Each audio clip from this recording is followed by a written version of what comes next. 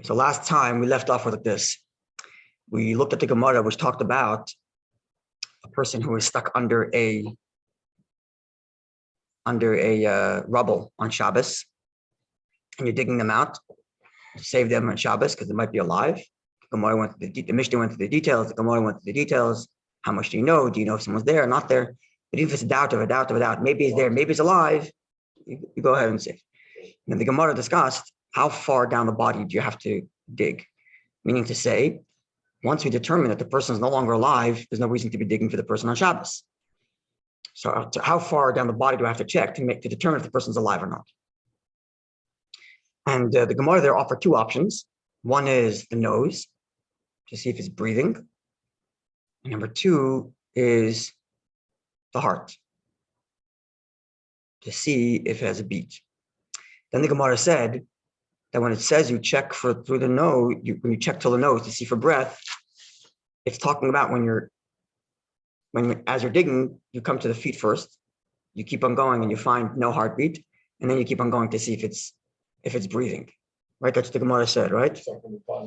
If it so happens to be the case where you start from the bottom, you don't know, but if it so happens to be the case that you're checking down and you hit the heart and the heart's not beating, keep on going because maybe there's still breath. So in other words, you don't give up there. Exactly. Which means the main thing's the breath. Right. So, but on the other hand, it also means, right, 1 second. Where is it?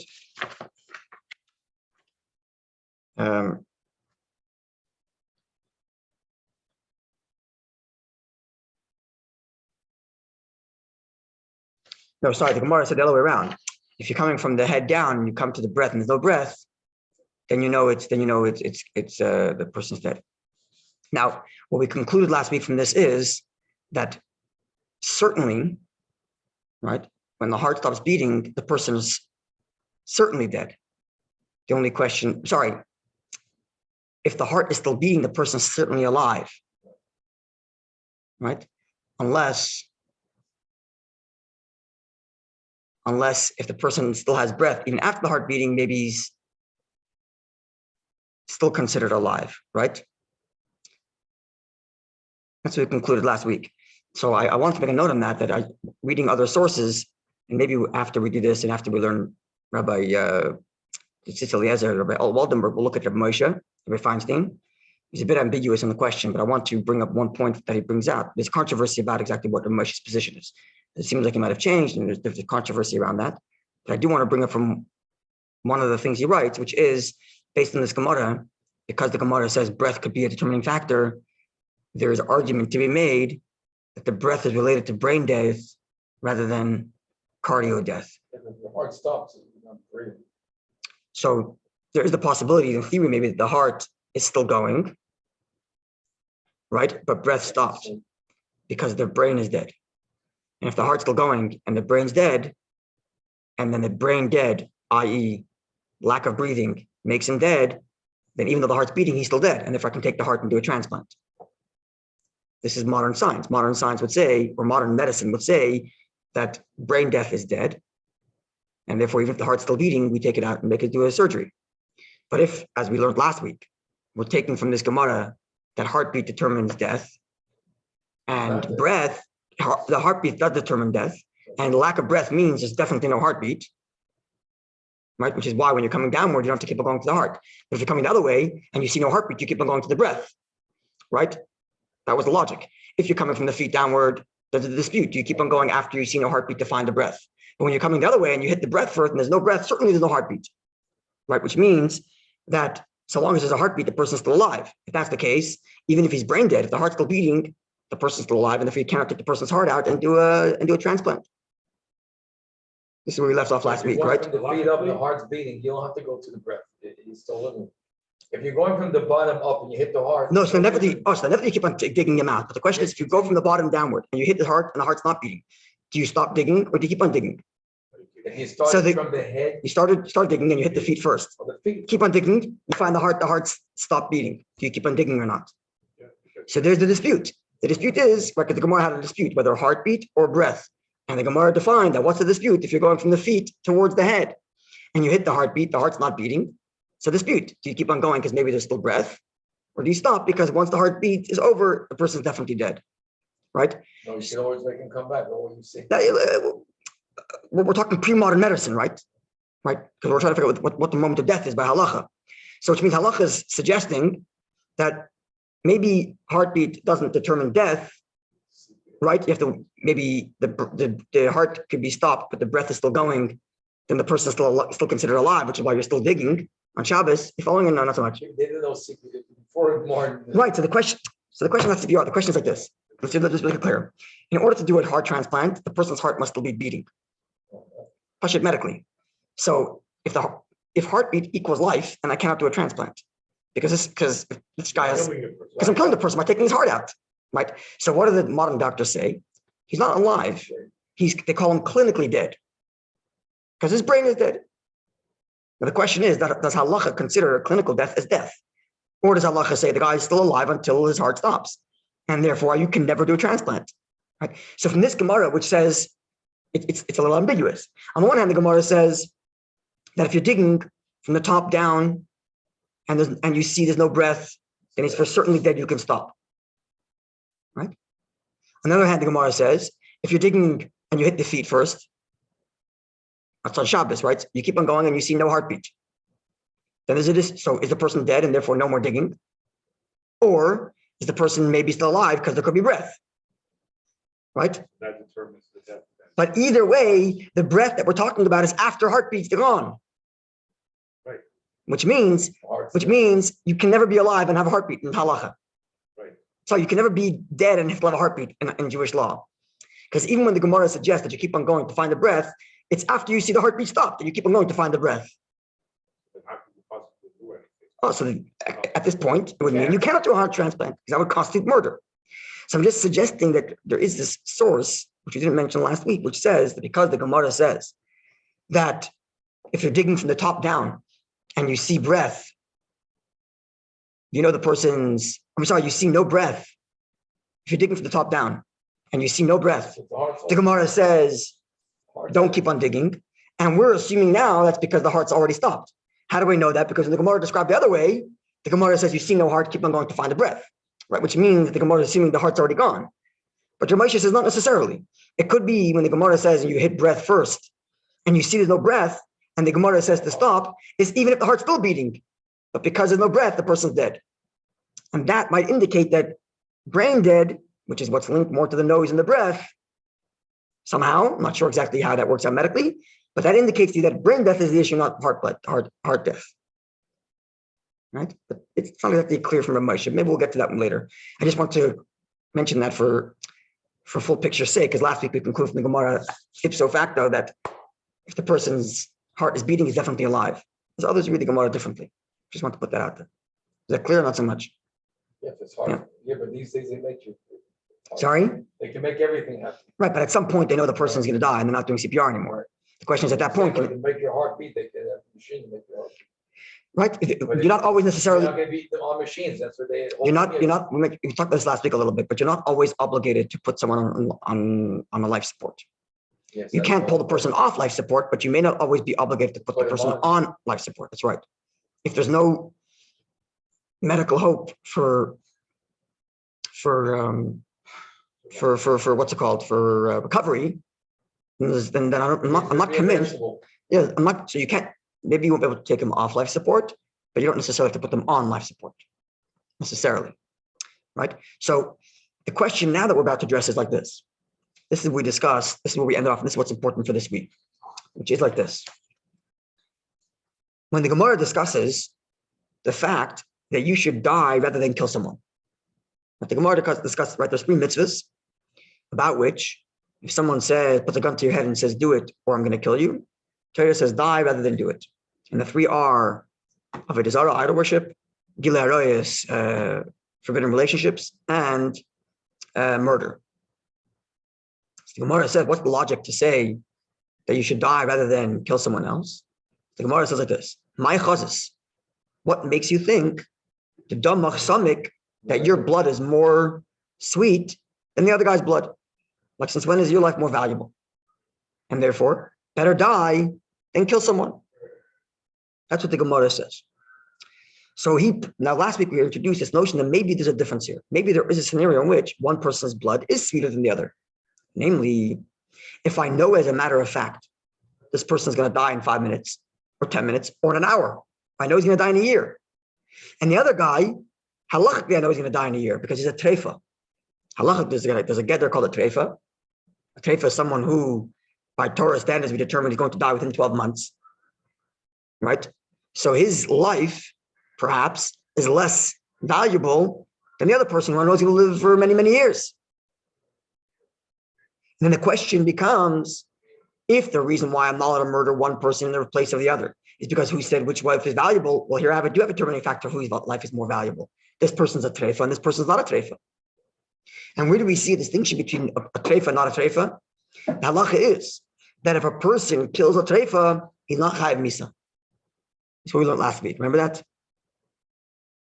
Right? Where was the Gemara? The Gemara was on page. The Gemara was on page 6 of our sheets here. That's the anything. Middle of page 6. Rabbi says, all concede that in the case of one who kills one who has a wound that will cause him to die within 12 months, a treifa, he is exempt from liability. So it's true you're not allowed to do it, but we can see that the Torah doesn't hold you the same accountability. Because in the words of the Gemara, you killed a dead man. So even though ordinarily you can't kill this person, that constitutes murder. But from the very fact that the Torah says here you're exempt and here you're not exempt means that one life is more valuable than the other. And if the whole reason why you're not allowed to kill one person and replace for saving your life is because who said which life is more valuable, well, here I do have a determining factor as to which life is more valuable.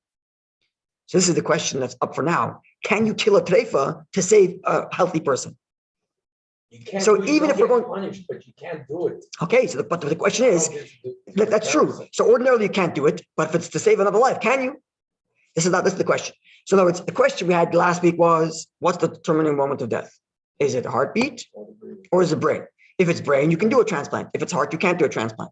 It would seem from the Gemara that heart is the determining factor. Even though, as I mentioned earlier, you can read the Gemara differently. But the basic way of reading the Gemara is that heart is a determining factor, right? Now, if heart's the determining factor, removing someone's heart while it's still beating, which is what you need to do for a transplant, constitutes as murder. Good. Now the question becomes, can I murder someone who's going to die anyway to save someone else? That becomes the question. This is where we are now this week. So let's see. We're on base. Look at the text, this text, the Hebrew text there. We're reading the article from Rabbi Gershoni. We talked about last time a little bit. I'm going to skip some paragraphs that are like kind of side notes. So I'll tell you where we're skipping. Sorry. You got big letters these days. Yeah. What page are we at? On the second page where it says Beis. Hatzalas Adam v'chayav shel Adam Treifa. That's the title of the subject of this chapter. Saving someone's life at the expense of the life of a treifa, someone who I know is going to die shortly. So he says like this: Hagoyin Rabbi Shayapik, the genius scholar Rabbi Shayapik, Sha'al asked as Noida b'Yehuda. The Noida b'Yehuda is the very first tshuva we learned. Remember, we learned the tshuva about hunting. That was Noida b'Yehuda, right? What was his name? Cheskel Landau. Right? Did I get that right? I think it's Rabbi Cheskel Landau. I think. Yeah. My memory. But the Israeli cook. Oh, this is Rabbi Gershoni. That's the author of this article. That's right. So Rabbi Gershoni is a student of Rabbi Kook.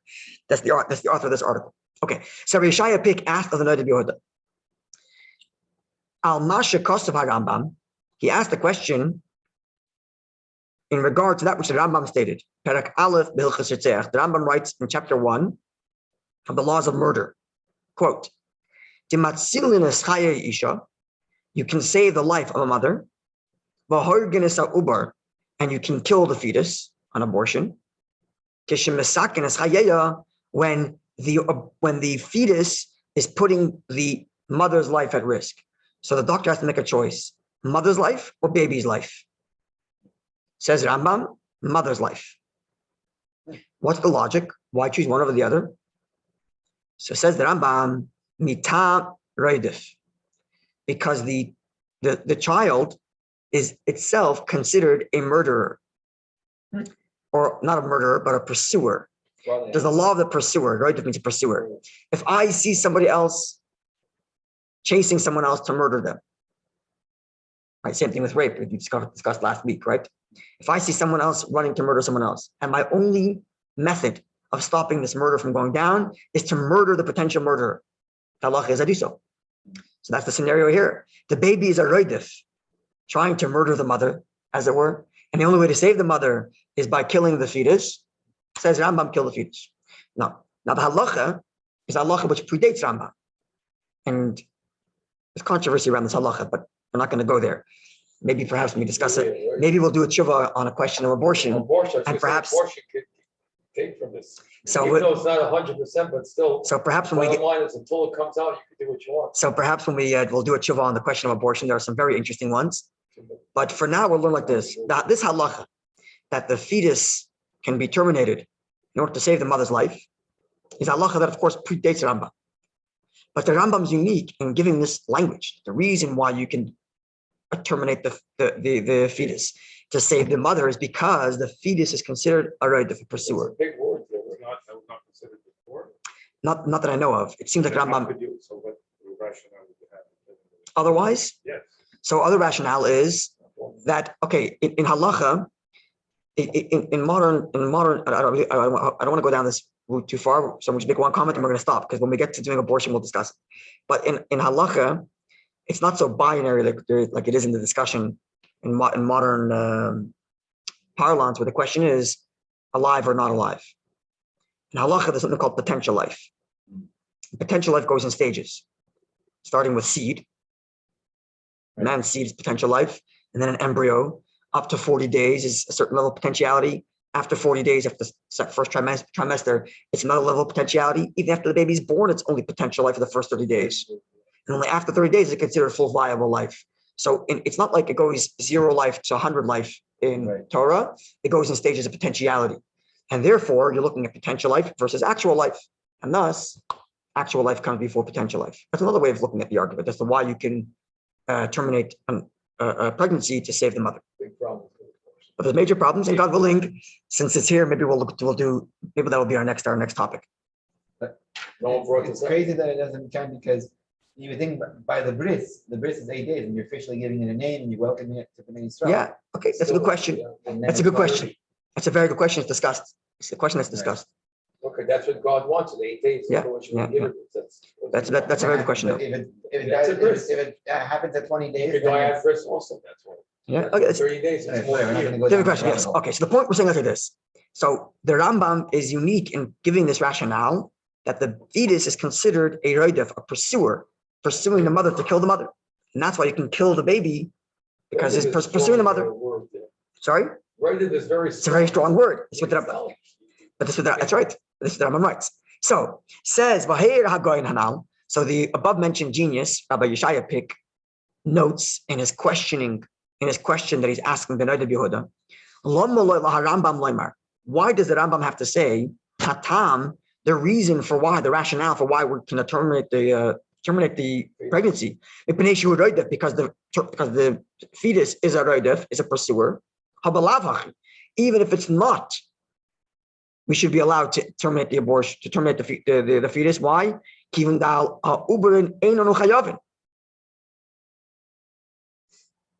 So he says like this: a fetus has the same status as a treifa. The treifa, we said before, you're not allowed to murder a treifa. Treifa is someone who knows he's going to die. So the treifa you can't kill, but if you killed, you're not liable. The same thing's true of a fetus. You may not kill a fetus, but if you do, you're not liable. Not liable for death, at least. So says the Yeshaya picked Rabbi Yehuda, why does Rambam have to write that the reason why you kill the baby rather than the mother is because the baby is a pursuer? Why say that? Just say, killing the mother, we're liable for capital punishment. Killing the baby, we're not liable for capital punishment, which means this is less of a sin than that is. So we're choosing the lesser of the two sins. Why not just say that? There's another rationale, right? So it's a good question of the Rambam. Yeah. So to this, the Noda B'Yehuda replies, and this response will help us understand the law of the treifa, because they're equal. The treifa and the fetus are the same. The treifa, you're not allowed to murder, but you're not liable. The fetus, you're not allowed to murder, but you're also not liable. Right? Same status. Right? But here, if it happened to be, then you're not. But what's the difference? I'm killing a fetus. If it 1 second. happened, then you're I'm killing a alive. fetus to save the mother. I'm killing a treifa to save another person. It's not a, You are actively killing the fetus. The doctor is actively killing it. so same thing. I'm going to go and Worse kill. than the treifa. So the same way I'm allowed to kill the ubar. Worse than the treifa. It's worse. So then, if I'm allowed to kill a fetus to save the mother, certainly I can kill the treifa to save the other patient. You're making an argument in favor of heart transplants, right? So let's see. This is where Rabbi Shaya pick is. This would be Rabbi Shaya pick's argument. Let's see. So let's hear the Nedi Buddha's response. Another question. Yeah. Is the situation of when you see like a God forbid a woman being raped or whatever, does that apply like when we learned this morning the 800 feet law? Only if it's within 800 feet or something, are you obliged to go and help them? 800 feet. Didn't you say something about this morning in Site 10? So I don't recall. You're saying that like if a person is crushed or whatever, then your person is being whatever disturbed, and they're carrying a load, and you have to help them on with their load. We didn't discuss that in Site. Maybe we learned something else today. I don't remember. I don't think you mentioned that in Site. So not coming to me. Okay. I think that's a question of how far does you got to wait to help someone else? Yeah. Yeah, when it comes to life-saving and murder and rape is a different story. You got to go to all length to the point of murdering the perpetrator. Right. Okay, so let's see. What did the Nedi Buddha respond? So the Nedi Buddha responds in defending why the Rambam writes that the reason why you're allowed to kill the baby rather than the mother is because the baby is a pursuer. So the Nedi Buddha writes, are you allowed to kill a treifa? Someone's about to die. You want to save the complete one? We never heard such a thing. So Nedi Buddha says, I don't care about liability. That's God's business. Why you're liable in one case, why you're not liable. We know of one thing: prohibition. And if you're not allowed to murder, you're not allowed to murder. Period. And therefore, in theory, you should not be allowed to murder the baby to save the mother. The only exception being here because the baby's a pursuer. It's like this: if the guy along on the table, the patient, was killing the other guy, and the only way to save him was to cut out his heart, then maybe we'd allowed. But it's unrelated. This guy almost dying is unrelated to this guy almost dying. And therefore, I cannot kill one to save the other. This is what the Buddha is saying. The only time you're allowed to kill one to save the other is if one is effectively killing the other. Then you're allowed to kill the one who's killing, which is why you're allowed to kill the fetus, because it's killing the mother. But in a case where it's two separate issues, and it so happens to be that killing this guy is not as liable as killing that guy. What's the difference? A life is a life, period. This is the Buddha's argument. So the resulting fact from the Buddha is, even if one guy is about to die, the other guy could survive as a whole person. We still apply the logic of what makes you think one guy's blood is sweeter than the other, even though there's less liability for death here. Right? But the Rabbi Shaya pick state maintains his position. See, here we have a precedent for this dispute. They're arguing about the logic of why you're allowed to kill a fetus to save the mother, but that argument has application to the question of heart transplant. Clear? Just by the way, this morning, this afternoon, I was reading a Mishnah, and the Mishnah is in Shabbos, at the end of Shabbos, and the Mishnah there says that you cannot close the eyes of someone who is dying. You only close ours when they're dead. Right. No. So what the Mishnah say? Because if you close the eyes, you're hastening the guy's death. Yeah, Which means even the person you know is dying in seconds, and you're hastening death by a few seconds, you're not allowed to do. Okay, over there, nobody else's life is at risk. Imminent. Sorry. Even if it's imminent. That's right. Even if it's imminent. Even if it's the point. It's a question of closing the eyes. How much? Yeah. Right. Same with the trade. It's the same Right. idea. But over here, it's different because over here, you're killing someone to save someone else. Right. It's worse. I'm saying, but Yeah. So you see, even the eyes you can't do so. That's right. But so over here, we see basis for an argument in the Buddha's view. All life is life, and just because one you're more liable, one you're less liable, you cannot kill one for the other. Whereas according to your Shayu pick, it says no.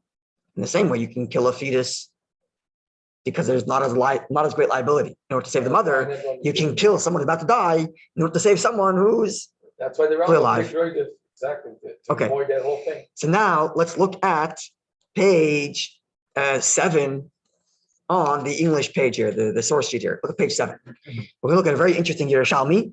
And this Yerushalmi, Rabbi Gershoni, very cleverly is going to associate with this dispute.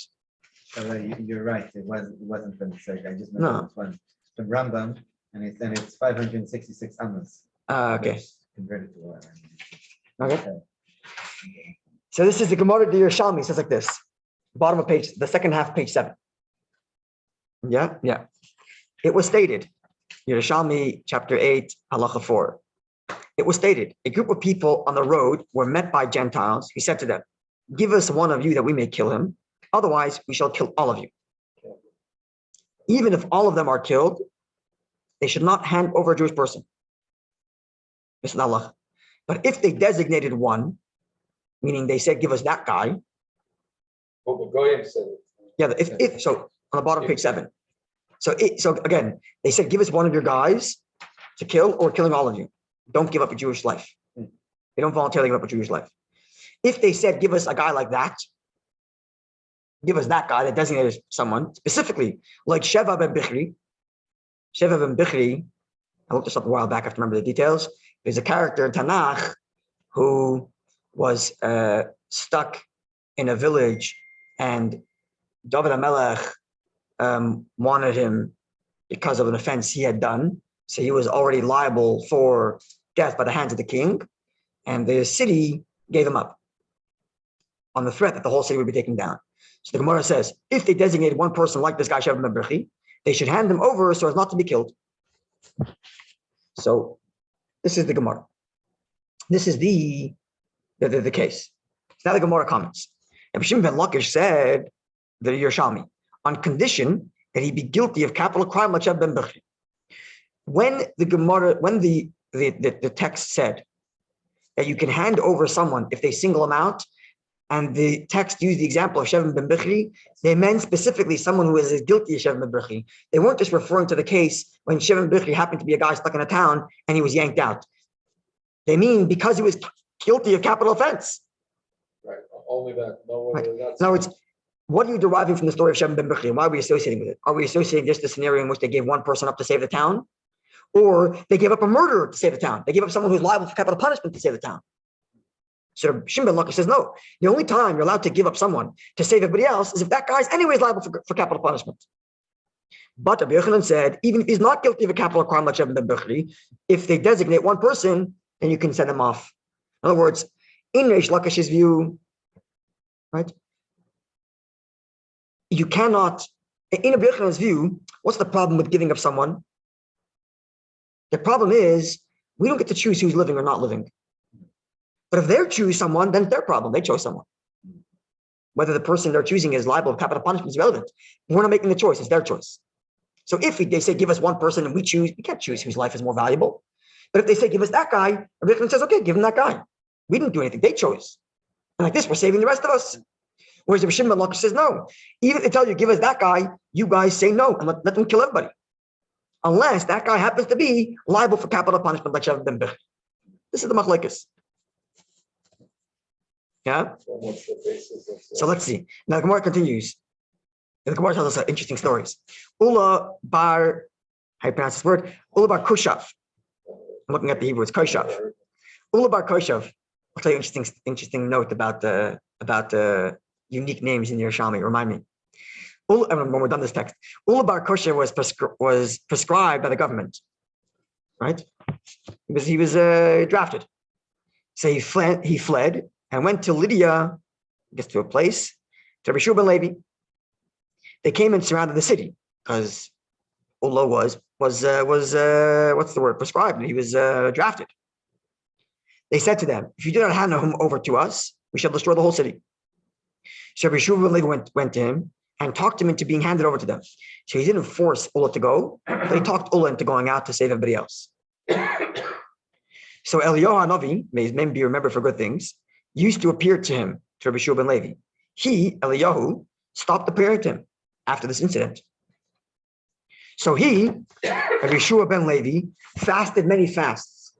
So he, Eliyahu Navi, appeared to him and said, do I appear to informers? You're an informer. You gave away one of your fellow Jews to these people. So he, Rabbi Shua ben Levi, said to him, did I not act according to the Brisa? I gave up one guy to save everybody else. So he, Eliyahu, said to him, is that the statement of the pious? I found the source text on go to sleep, sleeping no problem, handing over someone's life like that. End of the Gemara, end of the Brisa. He didn't do it. He spoke to him, and he on his own did it. He never told him. Even so, Eliyahu Navi explained him. Yeah. So it's true that he acted halachically correct, but Eliyahu Navi is still not showing up to him because you should have been stronger. Figure out a way to get them out of here. Don't give up a fellow Jew. And the bottom line is that we have these two views. Rabbi Yochanan, which says you can give up one person. According to Rabbi Yochanan, if one person's singled out, you can give him out. You can give him up to save everybody else. Rabbi Shua ben Levi says you can only give up the guy if he happens to be liable for capital punishment anyway. Okay, so before we just go back to the text, since you reminded me, this is an unbelievably fascinating thing. There was a fellow. There's various different tractates to the Yerushalmi, the Jerusalem Talmud, that we don't have anymore. Manuscripts are lost; they're gone. So there was a fellow, a charlatan, who wrote an entire tractate of Jerusalem Talmud and claimed that he found the original. He had this whole story made up, and it started being read and studied, and everybody was all excited. They found a new tractate to the Yerushalmi. But slowly, people started to find holes in it, and they started to suspect the story. So one of the big suspicions, one of the big backers of the suspicion was the Rogachover Goyen, famous Rogachover Goyen, who gave the Rebbe Smicha. It's recently, it's only a few hundred something years ago. And he said like this, unbelievable genius. In every single tractate of the Yerushalmi, there's at least one name of one scholar that's not mentioned in any other tractate. And this tractate that this guy wrote does not have any unique names. And therefore must be a false. Oh. Is that clever? What kind of knowledge you have to have of the Yerushalmi to know that every Yerushalmi has one name, at least one name that's not mentioned anywhere else. And this one, because he's making it up, he can make up a name. So he's borrowing names from other places, right? Didn't even think that he used to think. Anyway, so it's not reminding me because you said you never heard the name. And it's Yerushalmi reminded me of that. Okay. Yeah, the pin test, yeah. Okay, so now. This reminds me of like we're learning Amira Nachri. It's like you're saying, so you can tell, you can ask help to wash the dishes. Now, if you're going to use hot water, she doesn't have to. That's her business. It's her business. Exactly. Right. So this would be like Rabbi Yochanan's argument. Exactly. We didn't murder the guy. In a kosher way. We didn't murder the guy. If we are told to choose, now we're murdering. Right. So we can't choose. Right. But if they chose, we're not murdering, they're murdering. They chose. Yeah. They selected one guy, not our issue. You want Elio not to come to you? Don't give this. Yeah. That's the whole great mark. Okay. Yeah. Okay, so let's see now. Now we're skipping 2 paragraphs. So we're back to Rabbi Gershoni, the Hebrew article. Left-hand side, the paragraph begins with the word Venira. Venira leads, seems to me, to explain the dispute amongst these latter sages. Rabbi Yeshua Pick, I'm skipping 2 paragraphs, yeah. Rabbi Yeshua Pick and the Rabbi Yehuda. Rabbi Yeshua Pick is of the opinion that if someone is a treifa or a fetus, and therefore there's no liability, their life is inherently less valuable than a person who's fully living, and therefore you could murder them to save the other person. You can kill the uber, the fetus, to save the mother, and you can kill the guy who's almost dying to save the whole guy. Which Rabbi Yehuda says it makes a difference. Life is life. You don't get to give anything. So says Rabbi Gershoni, we can link that dispute to the Gemara in Yerushalmi, to the Yerushalmi we just read, to the story we just read. In the Yerushalmi tractate 8 of Trumos, which we just learned, Tanya, there we were taught, Siyas Bnei Adam, a group of people were traveling, but they're going along the way. And they were met by Gentiles. The Goyim said to them, non-Jews said to them, give us one of your people. We'll kill him. If you do not give us someone, we'll kill you all. Said the Yerushalmi, even if they all die, they should not give up one Jewish life. But if they singled out one person and said, give us that guy, Kesheva ben Bichri, like the story of Sheva ben Bichri, Yimsiru Oisam, give up that one guy, let the other people not get killed. And then we had the dispute. Reish Lakish says, that when are you allowed to give up someone's life if that person who was singled out is actually liable for capital punishment, as Sheva ben Bichri was liable for capital punishment. But Rabbi Yochanan says, even if the person is not liable for capital punishment, so long as the non-Jews did the selecting, you're allowed to. Now he says, Rabbi Gershoni, HaKesef Mishnah, the Kesef Mishnah, which is a commentary on Rambam, following so far? Yeah. Same as the other. Yeah, so far, just recap. Yeah.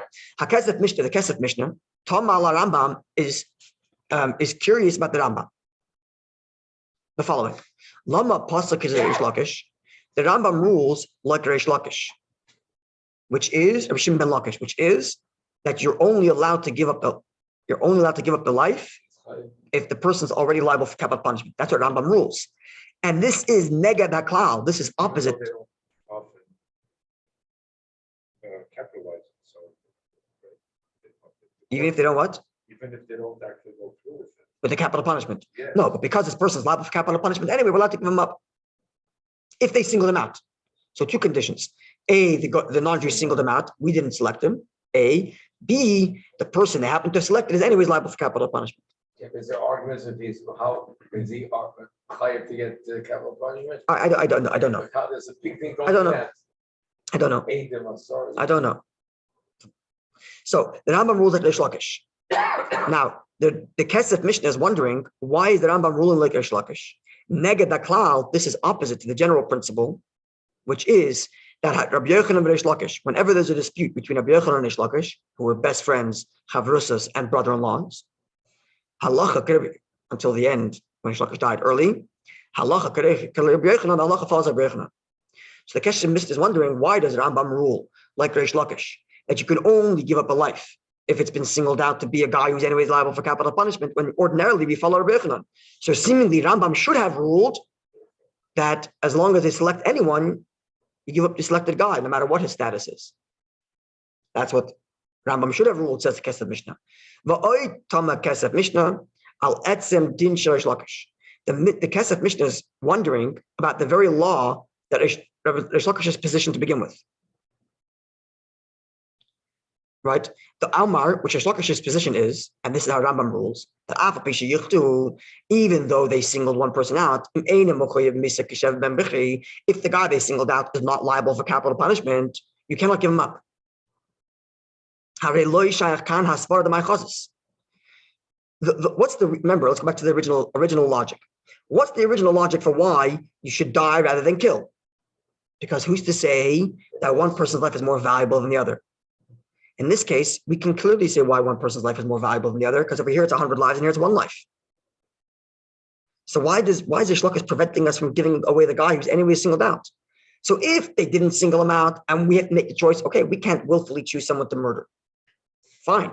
But in this case, where they do single someone out, and it's a question of which life is more valuable, we have a clear value system. Here's 100 people, here's one. Understand this question? Pretty straightforward. Yeah. So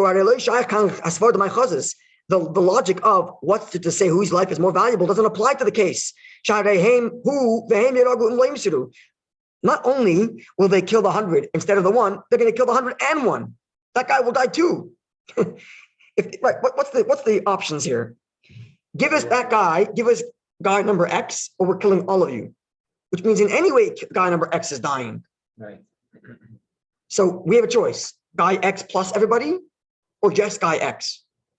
So certainly there's value to one over the other. So the whole reason why you're supposed to die rather than give up another life is because who's to tell you which life is more valuable? But here we have a clear value system. Everybody or one guy. So why does Reish Lakish say that if they select one person, why am I not allowed to give him up? Good question for the Kesef Mishnah. Yeah, we're clear? So the Efshir Loimar, so therefore we might suggest, says Rabbi Gershoni, Reish Lakish, to defend Reish Lakish.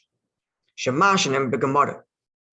The Shvichas Dam Misfarahu, that which the Gemara says, right?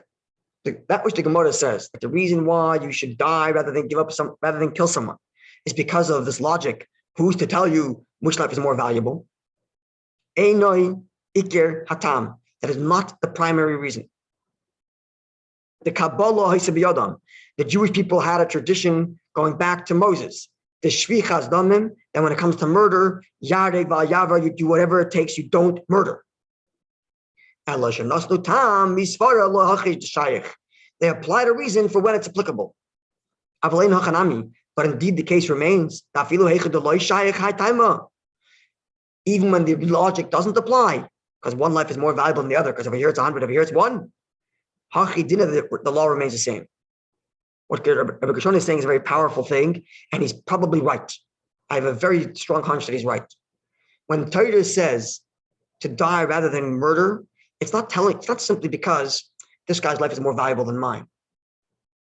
It's because murder is the kind of thing that Torah says that's a line you never cross. You never rationalize your way to murder. Period. It so happens the Gemara expresses it in a language where we're talking about one guy versus another guy.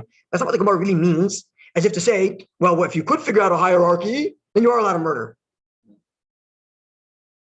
It really means murder is off. Right. By the way, I mean this isn't, you read the Rationalize to avoid desire, but at the same time. that's what I was going to say. This is Dostoevsky's book, right? The Crime and Punishment. The guy rationalizes his way to murder.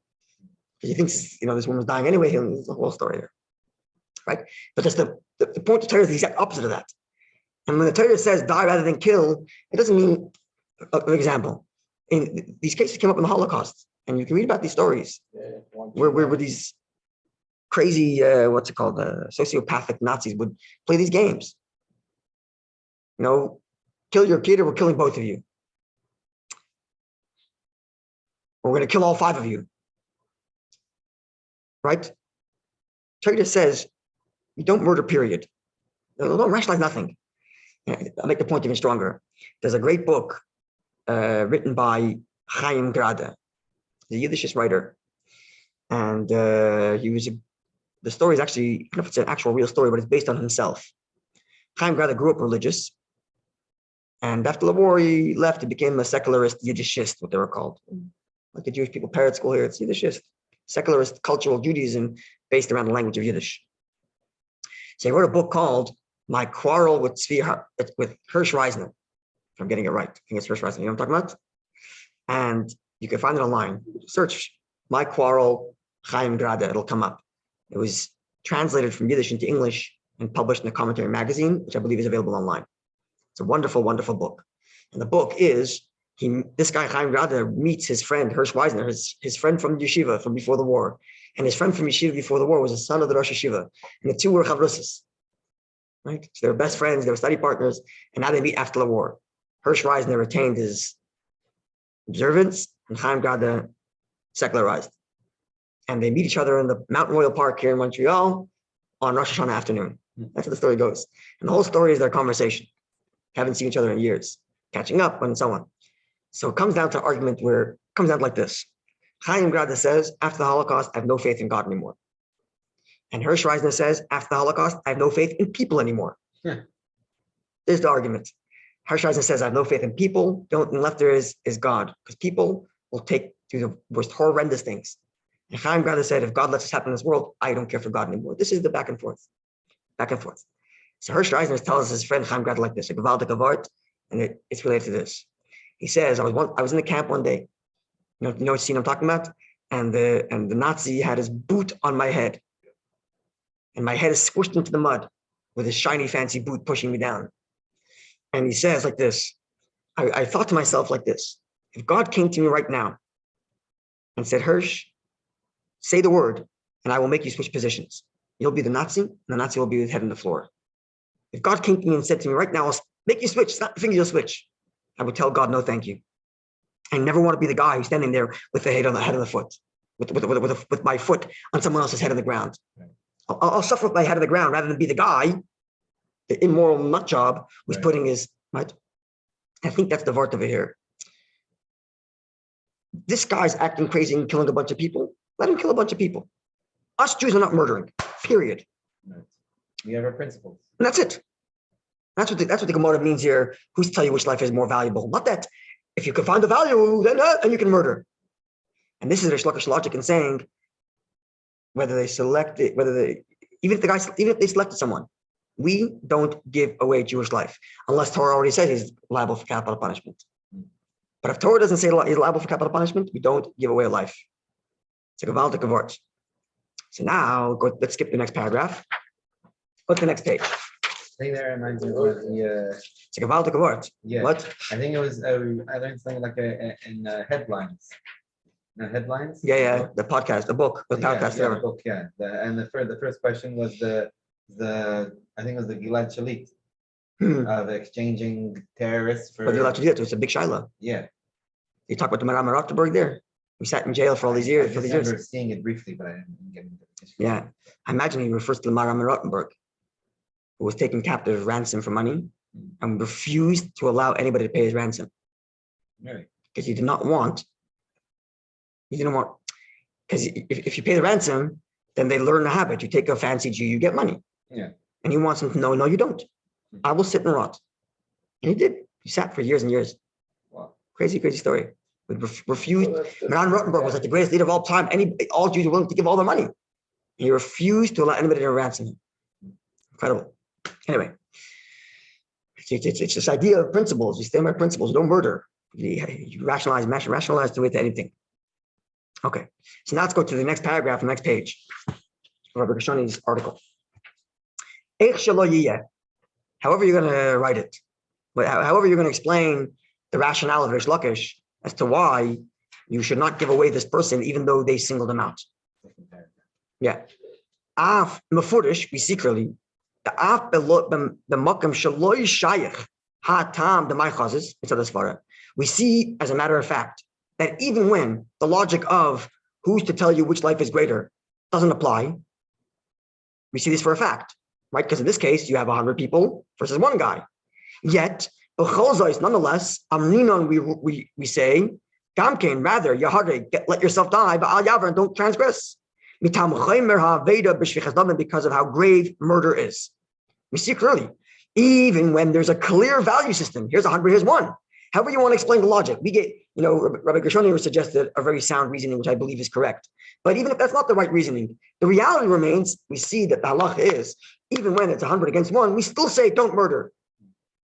Which means, even if you're going to tell me that what you're talking about, this guy's almost dying, his life is worth less. It doesn't matter. Values of whose life is greater and not, it's not our business. Our business is we don't murder. So fika klalamayla, based on all on these principles, let's now see. The Shlachker, we now can analyze Madaminim the Gemara, that which we say in the Gemara. We quoted this earlier last week. Someone who kills a treifa, someone who's going to die soon, potter, he's exempt. Why is he exempt? Said the Gemara, because you killed a dead man. Because Gavra, a person, Katila, is dead. You killed a dead man already. Even though this person is temporarily going to be alive, at least for a year, treifa could live up to 12 months. And someone who inflicts a wound on this guy who's a treifa, you're liable to pay damages, personal property damages, personal injury damages. Skip the parentheses. Nonetheless, you're exempt if you murder. What's the deal with that? Likewise, someone who is almost about to die, and he's almost about to die because someone else beat him to a pulp. And then the other guy, the second guy comes and does the final blow and kills him. So Potter is also exempt. As explained in the Gemara page Sanhedrin page 88, which we read in the last Why? Because he's class. dead already. Because he's already a dead man. You killed a dead man already. Because he's about to die anyway. So now we have to understand, so why is that? I mean, we established already now that we don't have our hierarchy of values. Murder is murder. And yet we see certain murder you're not liable for. Why? She says, the intention here is either that he's exempt from punishment, but the prohibition, thou shalt not murder, he's still violated. Or hapirush, the meaning is that he didn't even transgress the prohibition, don't murder. Because the next of commercial hard mace, because it says if he killed a dead person. Even with respect to the actual prohibition. So how far do you take this notion? Right. We see clearly that we don't have a hierarchy of values, right? Murder is murder, period. Fine. We got that cleared. Now, when it comes to the guy who's almost dead and you kill them, why are you exempt? Is it that you violated the prohibition and don't murder, but you just don't get punished for it? Or you just didn't violate the prohibition? Maybe you shouldn't do it for other reasons, but the prohibition, don't murder, didn't violate. In other words, like this: does killing a dead person, does killing someone who's about to die, does that constitute murder? Does it constitute murder for which you're exempt? Or does it constitute some other violation, but not murder? Which one is it? That's the original question. Oh, so if it's a question of murder, it's a violation of murder like any other. It just so happens to be Torah decided you're exempt. So you can't do it, even to save someone else's life. But if he's already dead, you're killing a dead person, it's not murder, then you may do it to save someone else's life, and that's you would be allowed to do a heart transplant. And thus now we have to the root of the argument. Not a question of whose life is more valuable than the other. It's a question of, does that act constitute murder, considering he's dying anyway? Yeah. So he's gonna hone this in more. Yeah, last week's parsha. The Mechilta is a halachic medrash. There it reads, quote, Maka ish v'mes. The Torah says, last week's parsha, if you hit a man and he dies, mais yumas, this murderer shall be put to death, capital punishment. End quote from the pasuk. Comments the Mechilta. Maka ish, it says you hit someone, melamed, it teaches you, she'ein chayiv ad sheyaka bar kayama. You're only liable if you hit someone who constitutes being a man. The verse says, if you hit a man meaning a person, you hit a person and he dies, then you're liable for capital punishment. So you're only liable for capital punishment if you hit someone who himself is a living person, right? Mashma. So what's the implication of the language here? It doesn't say melamed shaloi nerag, or something like that. It's in melamed she'ein chayiv. You're not liable, but still not allowed to. Mashma implication is it's only the punishment that Torah exempts him from. But he's not exempt from the prohibition stated earlier in the Torah in Parshas Yisro, the 10 Commandments, thou shalt not murder. That's only when it comes to like this. It doesn't say loy sirtzach ish, don't murder a man. Not what Torah says. Torah says don't murder, period. When it comes to punishment, it says a man, meaning to say this qualification, that in order for capital punishment to be in effect, the person you're killing must be a man, must be a living person. That only is in reference to the punishment, not in reference to the prohibition. The prohibition in Torah states unqualified, no murder, implying that murder for someone who's not viable is still murder, just exempt from punishment. Clear? Well, if it's not even specifying Adam, then who's to say that it's animals or anything else? That means ish means also a meaning like tirtzach. Yeah. No, because murder, the word tirtzach only applies to humans. Oh. Okay. Otherwise, it would be called shchita or called something else. It would be called retzicha. It would be called murder. Now, there's different terminologies. There's kill, there's murder, there's slaughter. There's different terminologies, right? And murder only applies to humans. And even then, it doesn't apply in all cases. In other words, someone who kills someone else during war, if the war is a legal war, it's not a murderer. Killed, yes, not a murderer. Same thing with self-defense. Killed, not a murderer. Right, so not the same thing. It's a different language and Torah for different things. What's the lashon in Nizikin when an ox kills a human with its horns? So there would say, Nagach, he gored v'mes, and the guy died. In other words, the cow didn't necessarily murder either. Right. In English, you have this also. You have murder, manslaughter. Yeah. What's the other expressions? There's second second degree murder, there's different, degrees of right? Because it's right. 'Cause it depends on what, cold blood. it depends on the context, depends on the intention, it depends on Yeah. premeditated, not Doesn't premeditated. mark the issue to ish, not someone else, not. But when does Torah say ish? Well, like, like, But the Mechilta says ish v'loy bar katala, meaning only a living man, a viable man, not someone who's almost dead. But that qualification ish is only going to get to punishment. With respect to the law, the principle prohibition, do not murder, it doesn't say the word ish. It just says unqualified, no murder. So the implication, therefore, says Rabbi Koshani, is that murder does apply to someone who's about to die, just no punishment, unless you cannot do heart transplant. Because that would constitute murder, even though the guy's about to die in 5 minutes from now. Right? Yeah. So let's see. Likewise, likewise, someone who kills someone else who is about to die, and the reason he's about to die is because somebody else just beat him to a pulp. Right? So someone, guy number one beat him to a pulp. He's about to die. Goisis means he's like on his last breath. And guy number two puts him out of his misery, essentially. Yeah, the makabapatish. So even there, we find in the Rambam, in the Laws of Kings, chapter 9, Halacha 4, where there it reads, quote, Ben Noyach, a non-Jew, Shahareg Nefesh, a non-Jew which kills another person. Now get this, Afilu Ubar, even if he kills a fetus. Va'afilu Treifa, even if he kills someone who's about to die, a non-Jew. Chayev is liable. So when it comes to a Jew, Torah distinguishes in the question of liability with respect to a fetus and a treifa versus a viable human. Yeah. When it comes to a non-Jew, no distinction, which would mean that if this woman is in danger of her life, and the only way to save her life is through an abortion, you'd have to get a Jewish doctor. So it would seem, would it not? Unless the non-Jew is doing it on my agency, and because it's on my agency, he's allowed to. It's a good question, something to think about. Meaning, if the non-Jew is doing it on my agency, then my exemption would apply to him. But if he's not doing it on my agency, then he should not be allowed to perform that surgery. Quite an interesting question. Because when the Torah exempts punishment, it does not talk about Jews. Non-Jews talk about Jews only. So the Torah gives the exemption, talk about the Jews. Yeah. So let's see. Rayim is that we see that the notion of murder applies al treifa. The notion of murder applies even to someone who's about to die.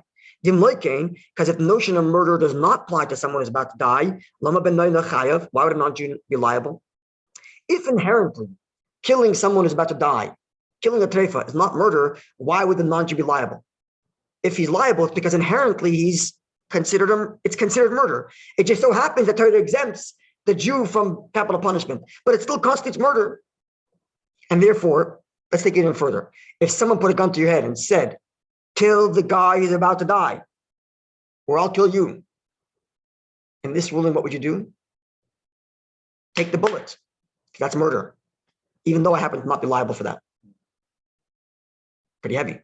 We're going to see other Gemaras that might contradict this. But at this point, this would be the notion. It's quite heavy, right? Why did Torah give this leeway that they shouldn't be punished? That's the Eibishter, I have no idea. That's the Eibishter.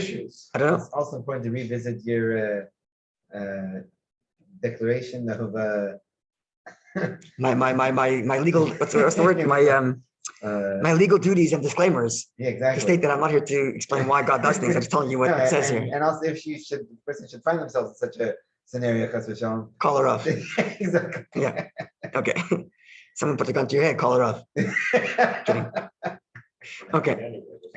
But you know something? We're laughing, but there's a book called Sefer called. I've been trying to get my hands on it. It's been out of print for a while. It's called Sridei Eish. Sridei Eish, and it's a massive Torah genius who Sridei Eish. Sridei, yeah. Sin Reish Yud Dal Yud. I think it's the last it is. Look it up. Sridei Eish, and he was a scholar who was put into Auschwitz. Yeah, it's called Sridei Eish. Rabbi Yechiel Yaakov Weinberg. Yeah, and he was put into the concentration camps, and he was a Rav. When he came out, he wrote a whole book of responsa dealing with questions that were posed to him in Auschwitz. questions like this. The capo is coming to collect their what's it called? Their rations of kids they have to kill, right? They have to kill X amount of kids a day. So am I allowed to bribe the capo to save my son, knowing that means someone else is going to get murdered? Right. Questions like that. Ones like that. Yeah. And then mamish, can you imagine that? Just having the presence of mind, you're starving to death in a blinking Auschwitz, and you're asking a Rav a halachic question. And the shoulders. Unbelievable. Never mind the answers, whatever the answers are. The fact that people keep to ask is unbelievable. It should blow your mind. I mean, I've been trying to get my hands on this CDH. I haven't seen them printed in a while, but. And also the shoulders of the Rabbi. Right. So he refused to answer that question, by the way. Right. He told him not answering. The guy insisted, "You're our teacher. You're the opinion of Torah, and whatever you say, I'm going to do." And he refused to answer. So, and the guy said, "If you're refusing to answer, it means I'm not supposed to do it." He didn't do it. He did not bribe the guard, and his kid died. But he wouldn't have murder on his hands. Unbelievable. Anyway, sorry. If you can't even fathom this kind of stuff. I think your father told us the story. I gave a share once on this. Or something. I remember this. I gave a share once on this on this 3 days. Yeah, I did a few cases of the 3 days once. Anyway, okay. So continues the Rabbi Gershon. By way of example, yesh berivan al babakama. We have in this edition called Revan on babakama. He writes like this: the Gamma heard goy. He's of the opinion that even if you murder a non-Jew, you're liable for the same, not you're liable, you transgress the same prohibition of the 10 Commandments, thou shalt not murder. It just so happens that the liability factor of murdering a non-Jew is not the same as murdering a Jew. So it's not capital punishment for murdering a non-Jew, but it still constitutes the same murder. Right? Because the verse says when you kill your fellow man, and a non-Jew doesn't constitute fellow man. A fellow man, not a man. Re'eu, exactly. But nonetheless, this exemption in the verse referencing the murder of one Jew to another versus a non-Jew is only with respect to punishment. But he's not exempt from the prohibition, thou shalt not murder. So he violated the 10 Commandments. So the same thing would be with someone who's about to die, whether he's a treifa or whether he's been beaten to a pulp. It's only that the person is exempt from the punishment, but not exempt from the essential prohibition, thou shalt not murder. Furthermore, we're going to conclude this chapter because I'm skipping 2 paragraphs. Anyway, okay, let's see.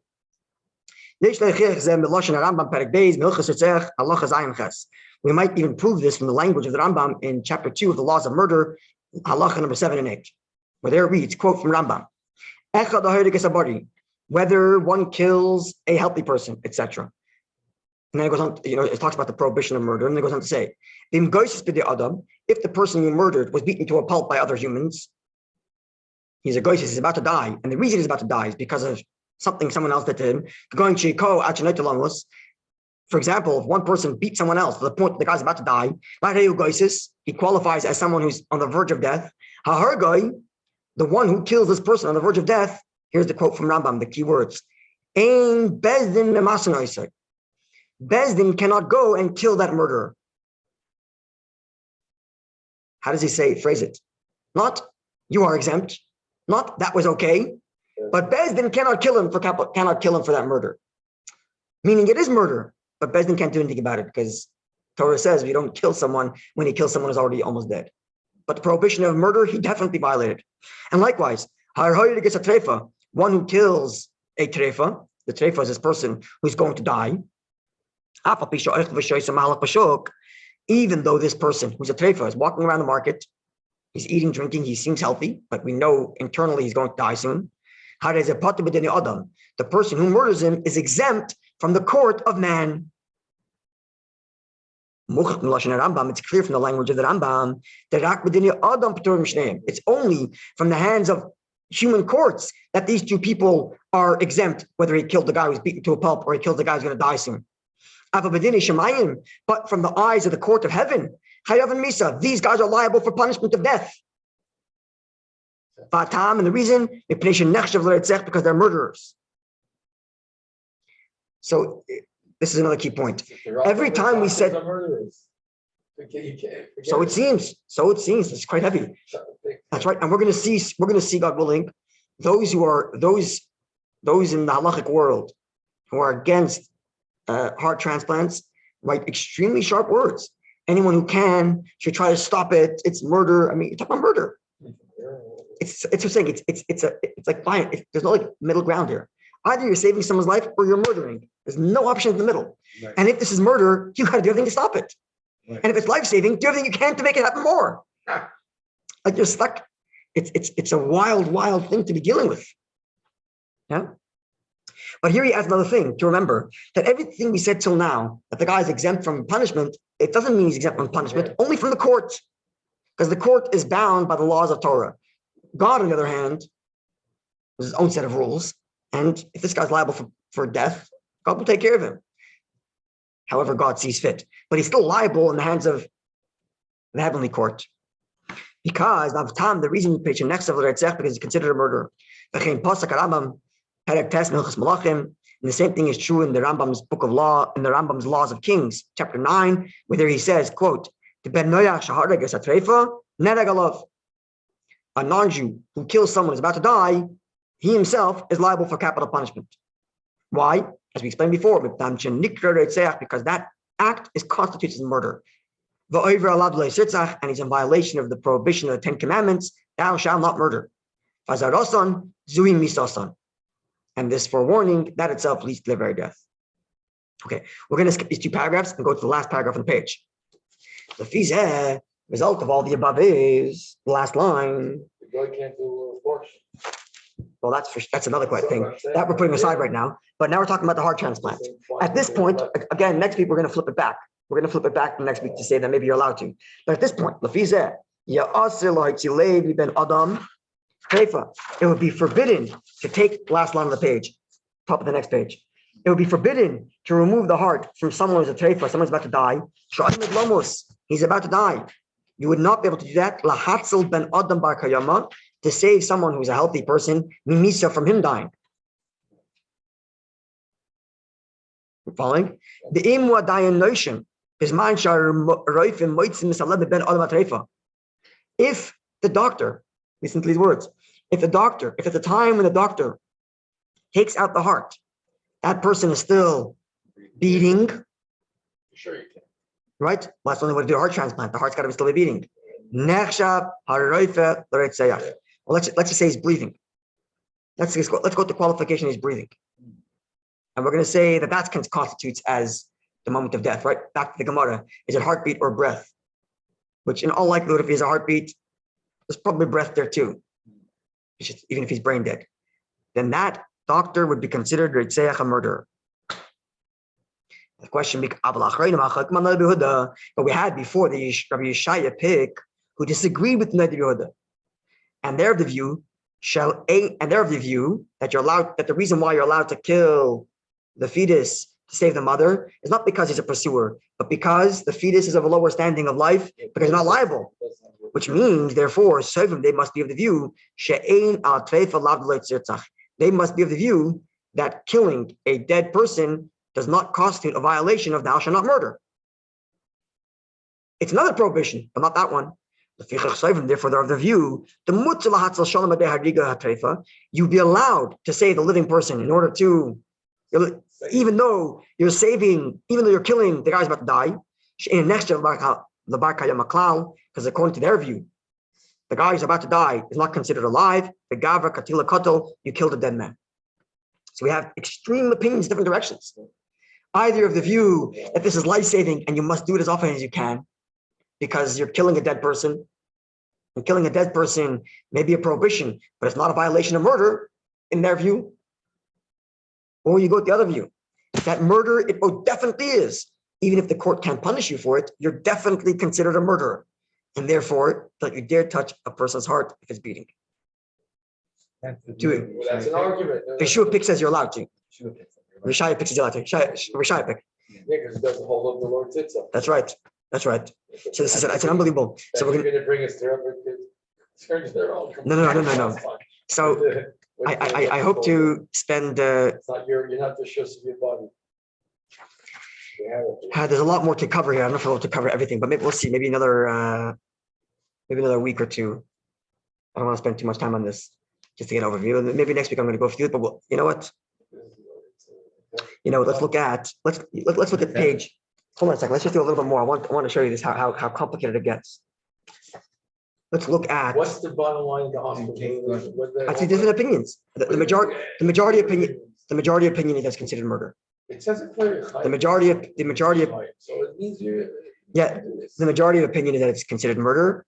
As I mentioned, there are those that understand Rabbi Feinstein was Mako, but to the best of my knowledge, the majority is that it's murder. Shy pick. That's way long ago, and that's well before transplants came around. We're trying to use his logic about fetuses to apply it to here, right?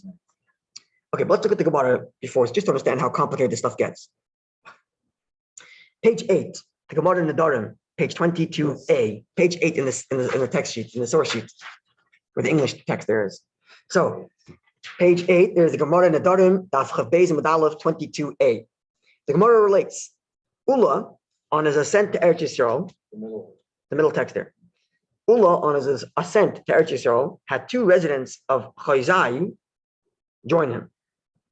Because of a brawl between these two residents from Chazai, one arose and slaughtered the other. The assailant said to Ula, did I act properly? Meaning he's coming to the Rav. Did I do the right thing? Just kill the guy. Did I do the right thing? So what do you think Ula's going to say to him? No, you're a murderer. He'll himself die. Right?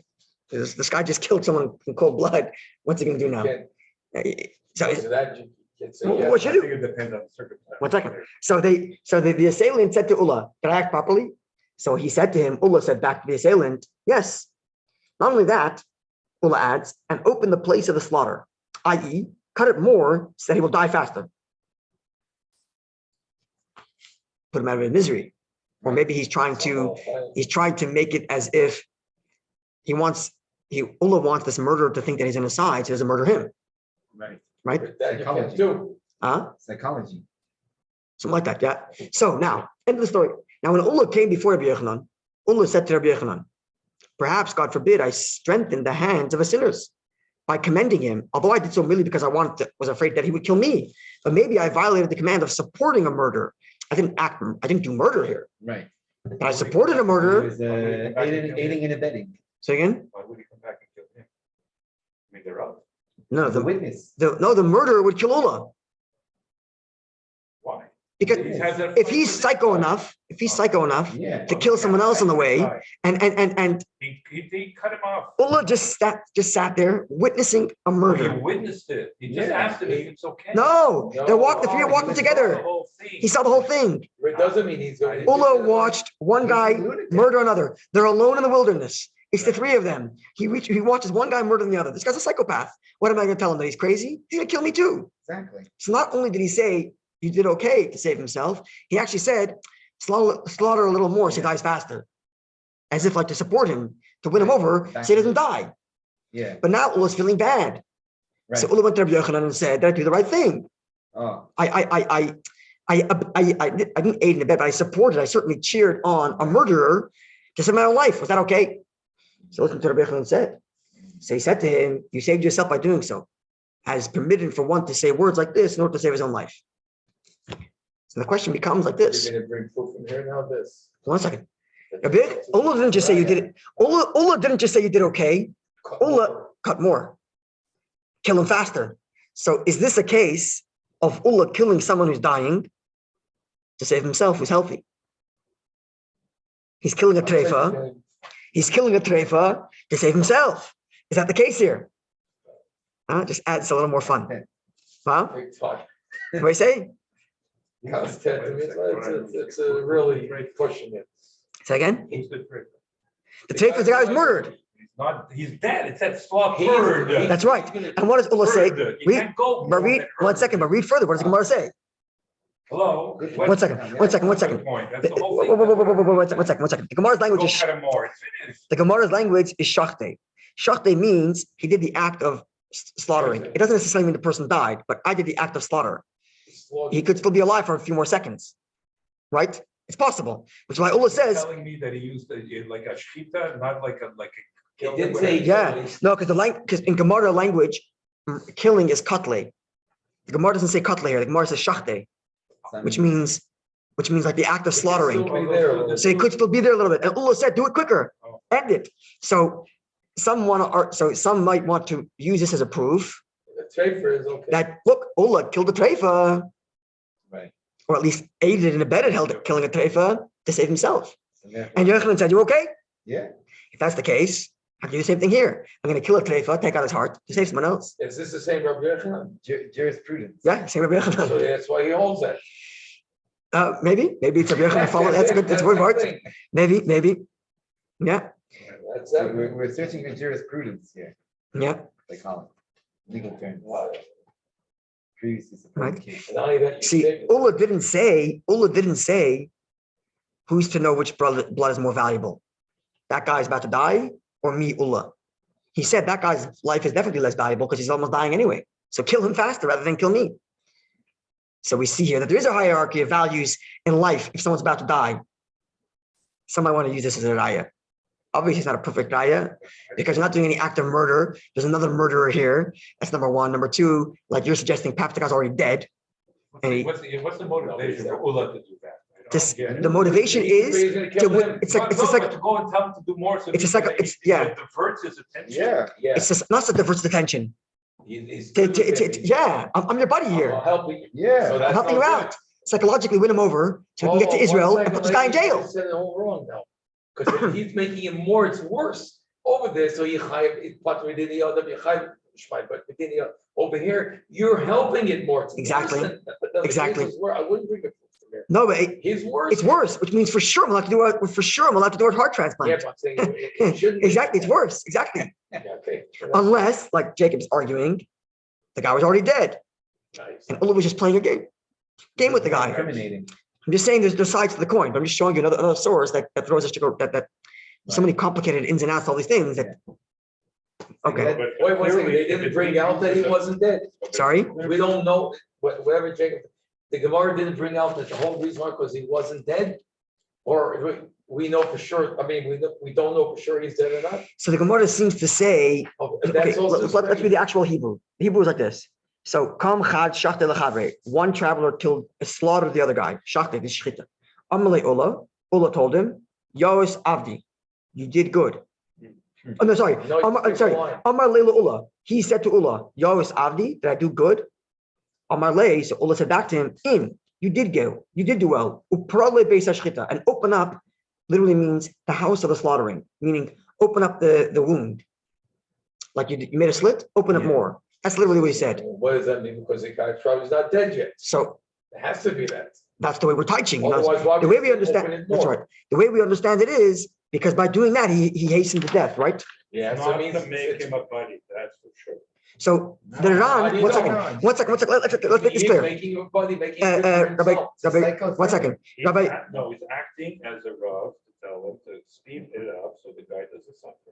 And No, there's no, but that's that's for sure not the case. That's for sure not the Sure, case. okay, no, exactly. that's- No. The reason that you're right is because they use that as a proof. No, because in halacha, there's no such thing as actively ending someone's life because of suffering. So why is he doing Animals that? suffer. The only validity might be either one of two things. Either the guy was already dead, and that's why he's allowed to do that. That's option A. In which case, this is no proof for the case of 1 second. Either 1 second. 1 second. Either 1 second. Either the guy's 1 second. No. Either the guy's already dead and he's playing a psychological game. And if that's the case, then there's no proof from here to heart Exactly, it'd transplant. be better like- Or, like the Ran says, the Ran writes, the person wasn't dead yet.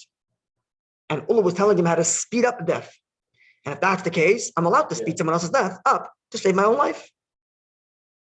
If he's dying anyway. In that case, you could do a transplant. Yeah, if you- Following. So next week, what we're going to do is, I don't want to spend, I don't want to spend too much time on this, but next week, we're going to do two things, hopefully. Number one, we're going to, we're going to go straight next week to, the views that are strongly, meaning For it. Rabbi Gashani is on the fence on it, and he gives a lot of wiggle room to say that it's okay, that you're allowed to do a heart transplant. He gave quite a bit of proofs. He didn't rail on and saying it's murder. He brought quite a few supports for the notion that it's okay to do, right? We'll go to Rabbi Waldenberg, who writes very strongly that it's considered murder. But then there's another question, which Rabbi Kanievsky addresses, and I can't get a hold of his text. I'm hoping to get a hold of it. Hopefully I will by next week or the week after that. The question is like this. The recipient, not the donor. Till now we've been talking about the donor. Yeah. Are we murdering the donor by taking out his heart early, right? Or if it costs, that was the question, right? If two questions. Number one, does it constitute murder at all? Right? I mentioned earlier, Rabbi Feinstein, at least many would argue that Rabbi Feinstein's of the view that it's not considered murder because if he's dead, brain dead, he's considered dead, halachically, which either yes or no, this is Rabbi Feinstein's, this is perhaps the position, right? That's question one. Is it considered, is the patient considered dead, right? And in one view, Rabbi Waldberg and others, we'll see next week, the guy's alive for sure because his heart's beating. And if he's alive, taking out his heart is considered murder. Or someone else might argue, brain dead is considered halachically dead, and then you're allowed to do the heart transplant, even though his heart's beating. Okay, that's question one. Question two, which we addressed from Rabbi Gershoni, is even if it constitutes murder, perhaps one is allowed to kill a dead man to save a living person. Right? That was point number two, which we discussed today. A third point, You mean a life person? you're allowed to kill a dead person, someone who's about to die. Is it Right? not? The language of the Gemara is Gavra Katila Kotle. He killed a dead man because he's dying anyway. So because he's dying anyway, like the story of Ulla, I'm speeding up the death. I'm speeding up the death to save someone else. Right? That was Rabbi Gershoni's argument to permit it. That even if it constitutes murder, even if the guy's not dead yet, it doesn't constitute murder because the person's already dying. Right? Or it does constitute murder, you're just not liable. And if it constitutes murder and you're not liable, you can't do the transplant. Right? That was two sides of the coin. But then there's another issue. And this Rabbi Kanievsky deals with. All the sources I read are pointing to his responses. I have to get a hold of it. I don't have it on my digital library for some reason. But the question is like this, on the recipient's end. On the recipient's end. Yeah, because if taking out a heart constitutes murder, then the recipient, I also have to take out his heart. So even though I'm hooking up to a machine, which keeps the heart pump, which keeps the blood pumping until I put the new heart in. Right. But if taking out heart equals death, then I killed the recipient too. I revived him, but I still killed him. And am I allowed to do that? So Rabbi Kanievsky gets into that. Now, why am I asking this question? Because we're talking about the guy who got the heart transplant from the pig. You're allowed to Right. one Shabbos, do many Shabbos, so you're allowed to take the heart Okay, out well, with many more things. Murder, that's a pashut. You can't. You're not allowed. Shabbos is a big thing. But a Shabbos is no yarig v'yavai. Same idea. 1 second. Shabbos is no yarig. Shabbos. 1 second. There's no yarig v'yavar for Shabbos, but murder there is yarig v'yavar. That's a pashut. I'm not saying you're wrong, but let's just wait for Rabbi Kanievsky. Shabbos is stricter. You're talking about Tanya. Something like that. In Tanya. Recently. In Tanya recently, in Tanya and Perikafei, Alter said that. And it gets Shabbos is hard. but it's yes, Akosov. Anyway, that's something else. Tanya talks about that a little bit. Why Shabbos is stricter in certain ways. But 1 second, let's just go back to where we are now. So the question of the pig heart transplant. All the issues we discussed now, which is a question of are we murdering the donor, doesn't apply to the pig transplant. So the pig transplant would avoid all these issues. If we take a heart from a pig, we saved all the issues. On the whole, this whole pilpul we saved. Yeah. Because you're not murdering anybody. Right. Killing a pig to save a life. Of course you're allowed to kill a pig to save a life. Not even a question. Right? The only question is on the recipient's end. Is the recipient, are you allowed to remove the heart of a recipient to temporarily kill him, so to speak, to revive him with a new heart? And that, Rabbi Kanievsky deals with all the issues. Apparently, I haven't read that. Again, I guess I haven't read it, but all the sources I saw point to it. So all the sources point to Rabbi Kanievsky that he settled the issue and that it's not considered murder for whatever reason. I haven't read his response yet, so I don't know, and I'm hoping to get a hold of it. But so God willing. Definitely also. Sorry. Yeah, but if it's Same hard, boy, he'll also die if he doesn't get a heart transplant. Right, but it's still I'm doing an act of murder, right? Remember we went through this whole thing. And we have principle no murder, whatever. So if I'm doing murder, it doesn't make a difference if I'm going to revive him in 5 minutes from now. I'm murdering now. I can't do it, right? So Kanievsky puts that to rest and makes that okay, which would make the pig heart transplant the best version of heart transplant ever, because you're not murdering anybody else. All the other guys are leading to say that if you're doing a dead person, so same idea. He's a dead person, you're allowed to do it. All the other guys on that will hold the same. Right, but the way with guys, recipient. what about the other guys? Yeah, for sure, same like. What about the guys who say that Yes, it does yeah, constitute as well, murder? sure. Same like Anyway, this. so hopefully we'll do three things. I'll look a little bit at Rabbi Waldenberg, who very forcefully calls it murder and says never do it. I'll try to find I'm going to find Rabbi Feinstein, which talks about the moment of death being Heart. brain damage, and therefore the heart beating, he's still considered dead, and therefore it's certainly permitted. I'll try to get a handle of that. And God willing, the third item is Rabbi Kanievsky, who deals with the recipient. And hopefully we'll be able to close off the subject with these three things. And maybe the next thing will be the question of abortion. That's going to be a fun one too. But you're not mixing the Rebbe's one at the end. You have to bring at the end the Rebbe. I don't know of any sources. I don't know of any sources that would discuss this. I'm sure there is. I don't know any sources on the subject from the Rebbe. If someone does, please tell me. I'd be happy to look them up. Actually, I spoke to someone on Shabbos. He told me they found that he said there's a line from the Alter Rebbe which might help.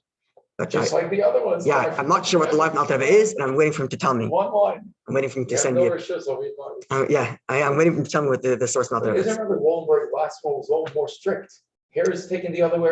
He's also very strict. Moshe Feinstein is always the way. He's also very No, strict. here it's murder. The other way, you do your body. You can do whatever you can. No, Rabbi Waldenberg didn't let you. And the other one he did. Rabbi Waldenberg was also strict there also. Don't touch your body. Oh, so, Rabbi Feinstein was lenient in both cases. yeah. But Rabbi Waldenberg, actually, interestingly enough, is from the few voices that are lenient on certain cases of abortion, which I hope to get into. He's only, so far as I know, he's the only real strong voice of leniency in certain cases of abortion. Which maybe we'll look at that. No, in cases of like where if the baby has certain terminal illnesses or whatever, we'll see. Okay, wonderful evening. It's a fun and exciting sugya. Yeah. Yeah, but no left people to learn this stuff. Liberals, forget